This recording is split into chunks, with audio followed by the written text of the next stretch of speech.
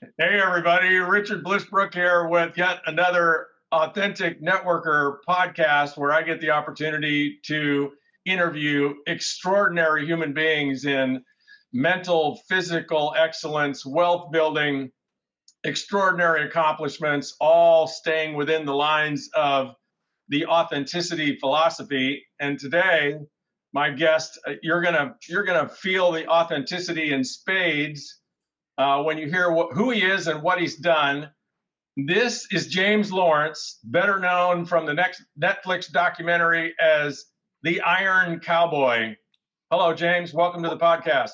Thank you, Richard. Happy to be here, and let's maybe drop some mics today, huh? Let's do that. Let's send people into the stratosphere with some breakthroughs and some epiphanies. And gosh, I can think of no other person in the world for you to do this, Lawrence, because what you have done with your adult life is nothing short of just gobsmacking, if that's a word. I think it is now. I'm going to use it. Now, and here's folks, here's what James is best known for. He's an elite athlete, which goes beyond the physical, deep into the mental, and we're going to talk about that today. But I want you to just know what he's done to establish his brand, which is really just the beginning of who James Lawrence is for the world.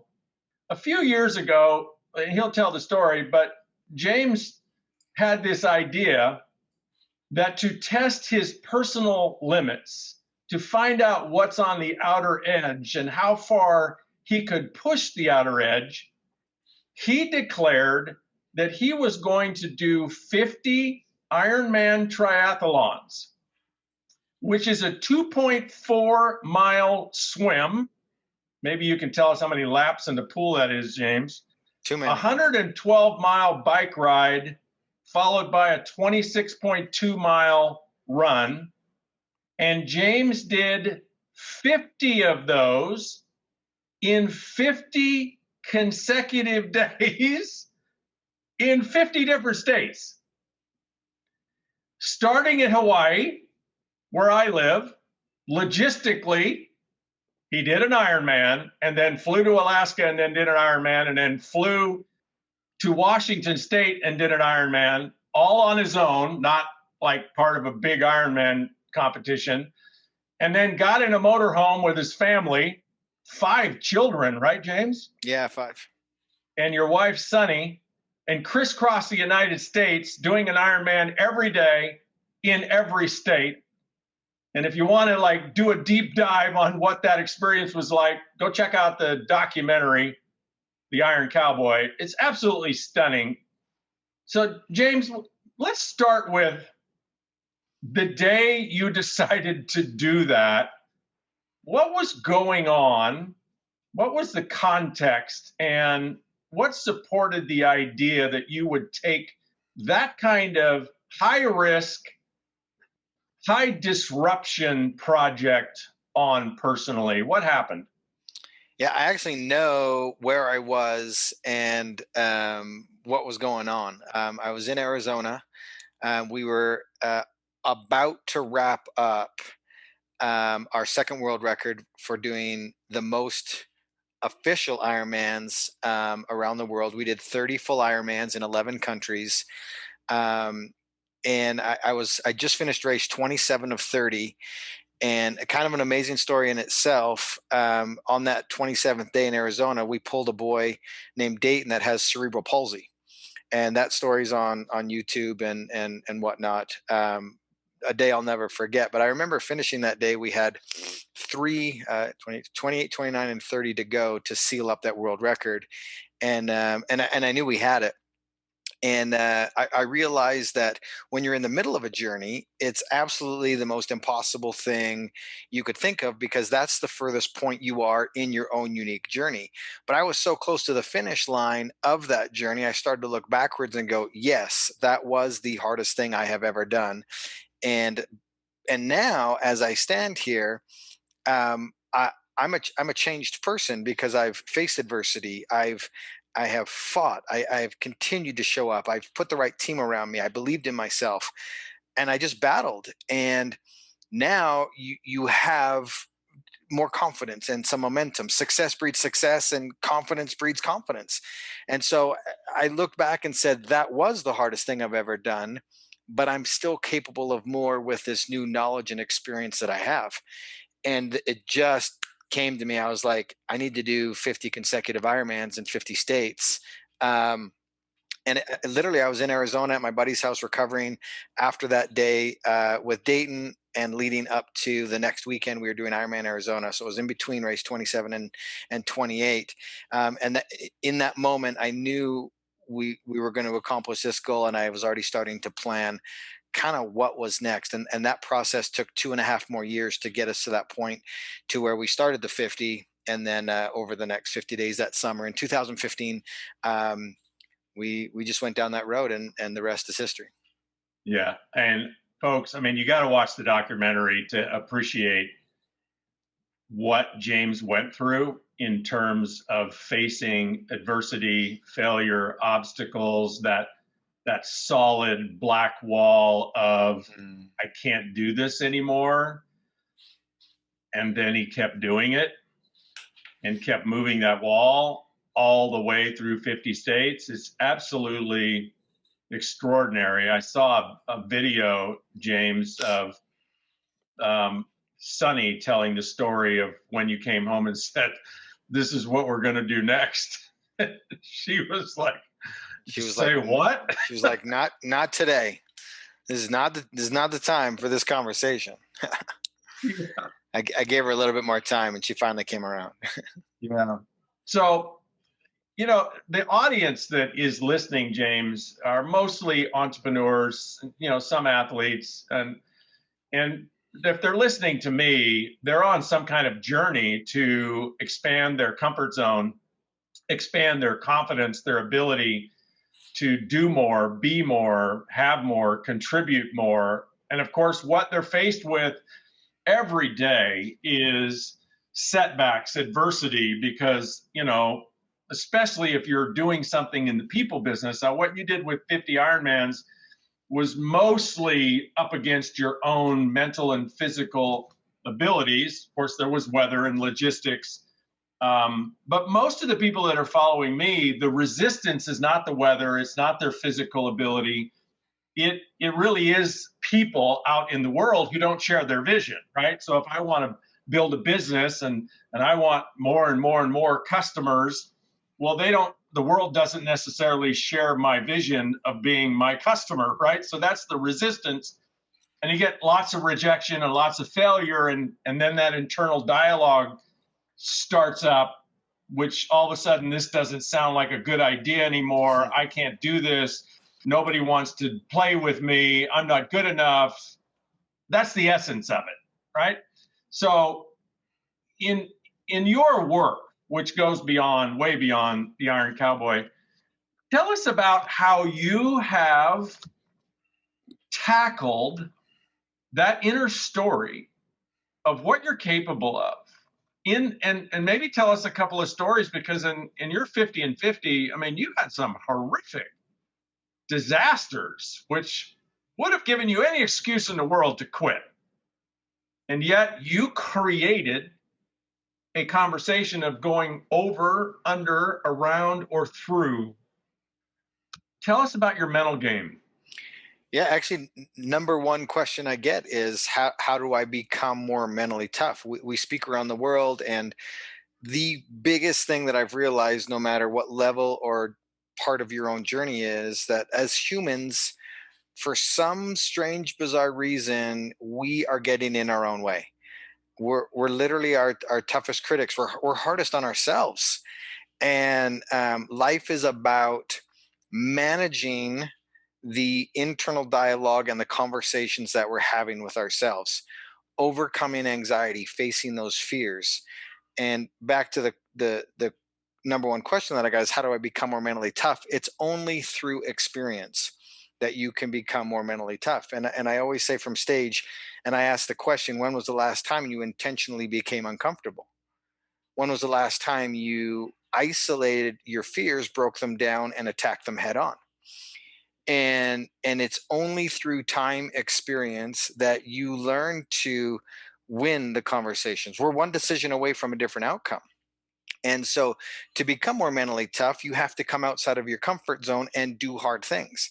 And it doesn't happen overnight, and it is a process, and you get better and better, and then more and more becomes possible. And I mean, I grew up as a wrestler. I grew up in Canada, and I was a wrestler, and love that sport because it's, if I win or I lose, it's my fault, and I'm accountable for the outcome of that. And if I lose, I take an opportunity. I look at what I did right, at what I did wrong, and I go back to the drawing board, and I go back to work, and I get better. And I'm telling you, when I first started wrestling as an 11-year-old, man, I got destroyed. I got drug all over the map in every tournament that I was in. By my senior year, I went undefeated. I won the state championship and went on to represent my country, Canada, at the national championships. Um, that's only because I got mentally tough because I showed up every single day and put myself in the game. And over time, I learned how to win the conversations I was having with myself, overcome those. I think it was a huge blessing that in 2008, I used to own a mortgage company, and we built up a great business. And when the economy crashed, we lost everything. And that was a stepping stone and an opportunity for us to build that resilience and the mental toughness to, I mean, we had no idea we were going to do the 50 Ironmans, and things, we all go on our journey and things escalate and go from wherever they went for to wherever they are. And and if you continue to keep showing up in your life, if you get better at managing the conversations you're having in your head and with yourself, when 2020 happens and everybody's instilling fear and chaos and a pandemic and social injustice and the disaster of the political landscape and the election, you go, I know how to deal with that adversity. And you can take a look around right now at who has faced hardships in their lives and who hasn't, in the year 2020, and who's handling the same scenario in a very different manner than others are handling, and who's prepared themselves for moments like this. And that's why you have, it's a craft, it's a habitual thing that we need to put in our lives, is the art of becoming uncomfortable, intentionally. And your discomfort needs to be your norm, and we need to live in that space as often as we can, because when it becomes the toughest, it should become the easiest, because we've mastered the basics, we've been in the trenches, we've been backed into a corner, we know what we do when it's dark and we don't know how to even take the next step. We need to all realize that you have to become resilient, and the next step, when it's the darkest, is the most important step to take. It's easy when it's easy. Oh, Yeah. it's when it's real. That's when you find out who you are and what you're made of and what work you've put in and the groundwork that's been laid to that moment. Somebody captured that really well in the quote, "What doesn't kill us makes us stronger." Mm-hmm. And I'm thinking about, as I'm listening to you, I'm thinking about, well, how do you make a muscle stronger? Only one way: stress Flex. it, Yeah. tear it, flex it. And then I'm thinking about, I've done a lot of retreats with people, and one of the tools I used for years was a fire walk, where I hired a professional fire builder, and the idea behind that is, you just coach people to do this silly exercise, which is not nearly as dangerous as they think it is, but they forever have that in their arsenal, that, hey, they did something they did not believe they could do. They walked through the fire. They can hold on to that, as courage and as competence when they're faced with other things. And I think what you're saying, James, how I hear it is, we don't really learn much. We don't really become much when things are going well, when we're succeeding. Like, the real growth, the real breakthrough comes from facing our fears, facing adversity, Yeah. facing failure, and moving through it. which might just be learning from it. Oh, And dude, so, I tell people to fail as hard as they can all the time. yeah, say more about that. Well, I mean, the part that scares me the most is the preparation for these big challenges. I know when I get to the start line, if I've done my job, it's almost a guarantee, because I've failed so hard and pushed the limits in training that by the time I get to the start of the challenge, it's almost like it's a victory lap. And that's the fun space for me, because now it's time to perform and showcase what you've learned from your failures in preparation. And that right there is a fun, magical place to be.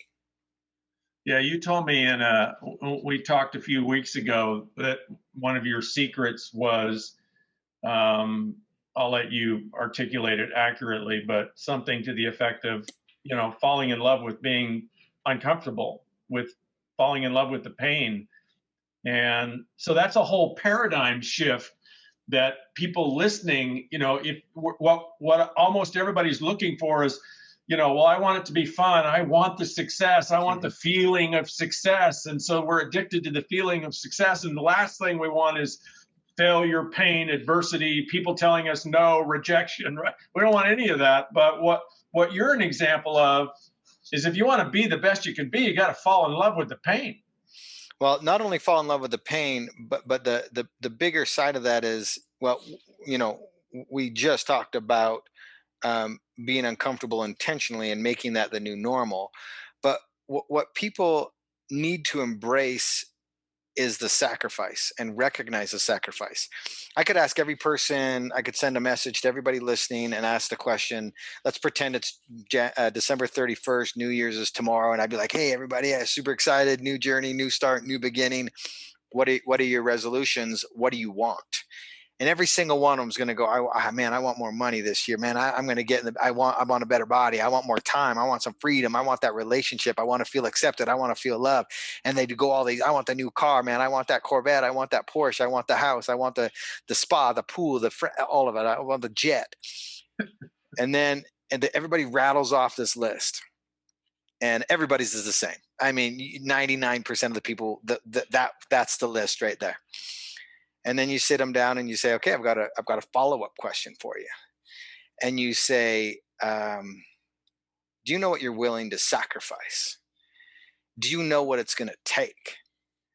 And then you write down what it's going to take and what you're going to have to sacrifice in order to get the things that you want.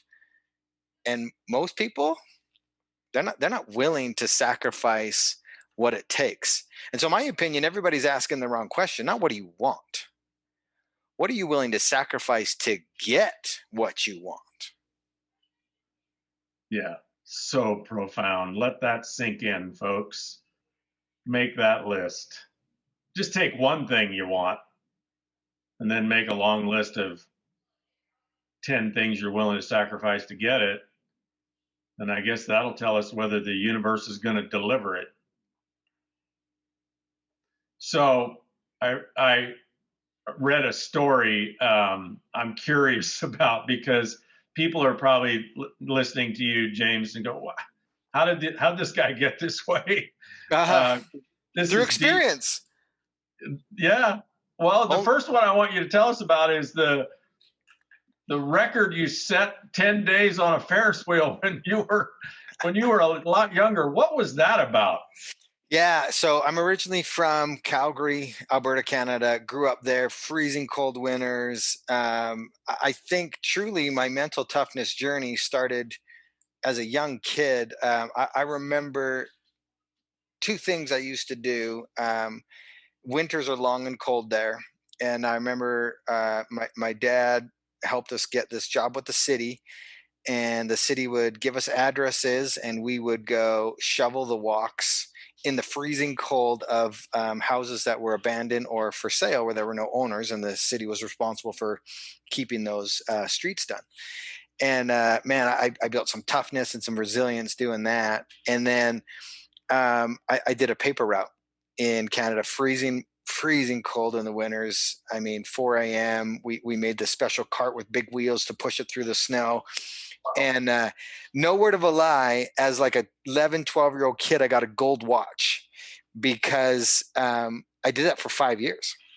And if you make it 5 years in a Canadian winter delivering papers, dude, you get yourself a gold watch. And so I wish I still had it today. It'd be a really cool piece. But I grew up in Calgary, Canada, freezing cold every year. The summer, June, July, and August are beautiful. Calgary Stampede, largest rodeo stop in the world. I got to go every single year. And this is a major transition point in my life. I'm in my early 20s, and a radio show announces this contest, and they want to find out who can ride the giant Ferris wheel for the entire duration of the Stampede. And the Stampede is 10 days long.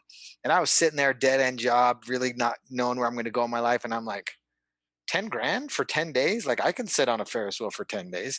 And 10 of us start on this ride, and one by one, people starting to quit, and the conversations, and they can't manage the time with themselves because no technology, nothing. And I ended up winning the contest and winning the prize. I got fired from my job, and that was the moment that I literally hitchhiked a ride to Utah to visit one friend I had here. Ended up meeting my wife. We're about to celebrate 20 years of marriage. I'm still in Utah, and so that Ferris wheel represents a lot of things. One, the ability to control your mind. I realized I had a skill set to endure insane boredom. I learned that I was okay with my thoughts, the questions and the conversations that I have with myself. I learned persistence and resilience, and to see things through to the end.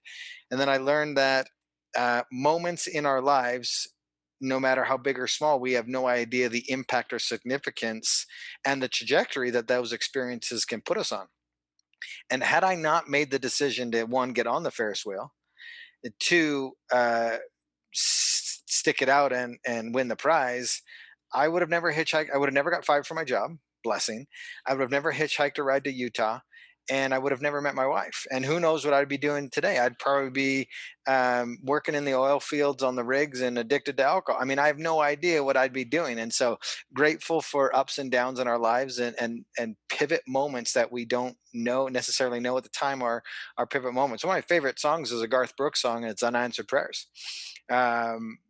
It's just so amazing that we're not in control of our destiny. There's always a greater plan, and sometimes when things don't go the way we think they should, we complain about it until years later when we realize, holy cow, that was one of the best disasters of my life. Um, and yeah, that was one of those moments. Yeah, beautiful. You want to tell us a little bit about your parents? Because at that young age, 10 days on a Ferris wheel, I also have a hard time imagining my ability to do that, especially without my iPad in my hand. Um, what influence did your parents have on you that you believe led to this ability? Yeah, my dad is one of the hardest workers on the planet. Blue collar firefighter. Work 40 years, take your retirement, retire. Show up every single day, no excuses, no whining. You do the job. And I was like, man, that I don't want to do that. That looks like it sucks. And but he instilled this incredible work ethic to us, a no complaining attitude, get the job done, do the job right, type of thing. And my mom she was a homemaker, and she did a great job at nurturing us and taking care of the kids and teaching us lessons, and how to love and how to do all these things, and appreciate ourselves and forgive, and just the softness that we don't get from a blue collar type worker. And she was also a dreamer, which I was. She dabbled in entrepreneurship a little bit and could never really get it to work. And I said, well, I love dreaming, but I don't like the results that my mother maybe got. She didn't really chase her dreams down and accomplish them. And then I saw my father, who was a hard worker and was maybe not the happiest. And so I was like, what if I took the entrepreneur attitude, dreaming route, and then applied hard work to it and followed a passion?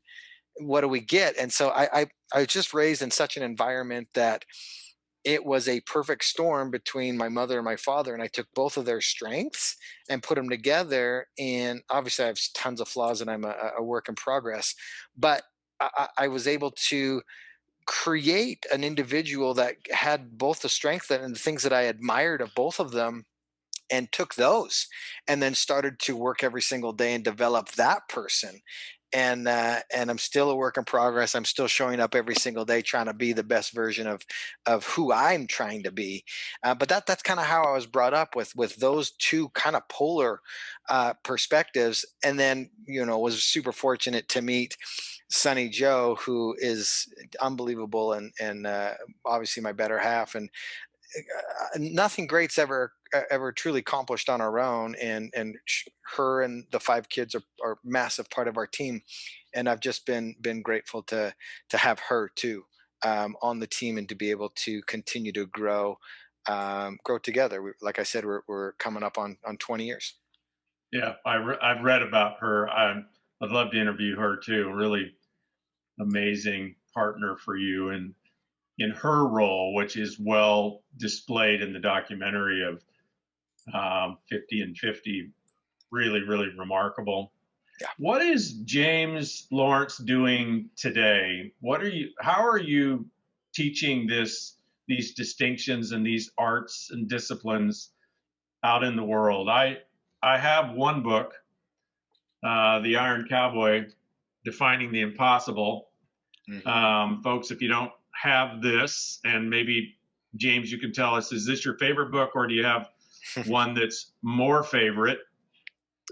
And where are you in the world, and what are you doing? And then the last question I'm going to ask you is, what's next? So save that. Yeah. I do love that book. You grow up. I didn't grow up a reader, and I grew up loving movies. And I can't tell you how many times somebody would say, "Oh man, the movie's great, but the book is so much better." And I'm like, "You've got to be insane. There's no way anybody could make it something better than what I just saw on that screen." And I didn't truly understood it until we had the opportunity to write this book, and it's better than the documentary. Because you can put in more detail, you can tell different stories from different perspectives. There's just a lot more you can do in a book than you can with our documentary is 1 hour and 14 minutes, and you can just really paint that picture in a beautiful way. And so, yeah, it's one of my favorite books, because the way that we wrote it, it was slash about the 50, and it's also an autobiography. And so every other chapter is how I got to that point, how our family got to that point, and then we flash back in and out of the 50. And so I think it's a great read. I don't know if it's my favorite book, but it's a great book. Probably one of my favorite books is Outwitting the Devil by Napoleon Dynamite. Unbelievable read. I also love James Clear, Atomic Habits.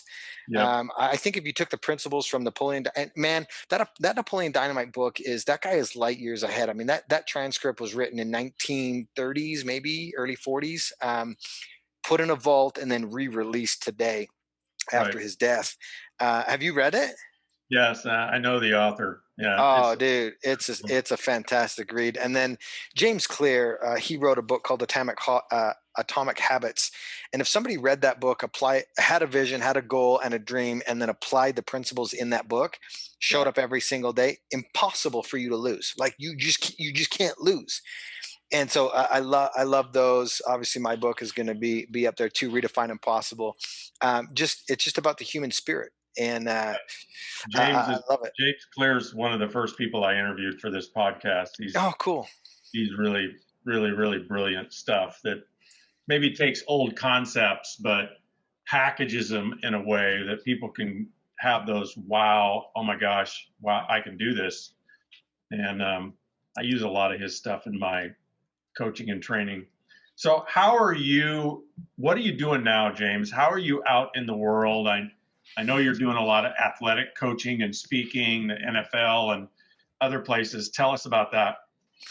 Yeah, man, life's been crazy, and 2020 happened, and my normal got turned around. I mean, I've spoken in 48 countries around the world. That was our big platform, speaking. We do coaching, we do racing, and all of that went away. Nobody's racing, so there's no coaching, and no live events, so no speaking, and no racing for me personally, because that's a lot. an event with a lot of people. And Right. so my world got shut down in March, and it was just a insane opportunity to pivot and really start to work on our online content, our e-learning. We launched a mental coaching program. We've revamped our entire triathlon and strength training programs.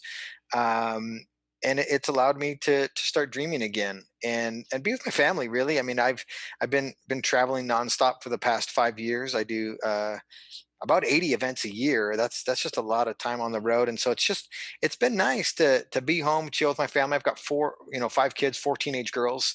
My son's the youngest. And so, man, I can't believe it. My oldest just turned 18. I blinked and I don't know what happened. And before I know it, the next one's and then they're all gone. Right. And so, Right. just really enjoying the family. We live in Utah, just south of Salt Lake City. It's the perfect training grounds for us. Access to the mountains, lakes. We love winter sports. We love summer sports. 4 perfect seasons here. Um, and we're going to be making some big announcements here coming up for what's next, and what we're doing in 2021. Just a monster project starting March of next year.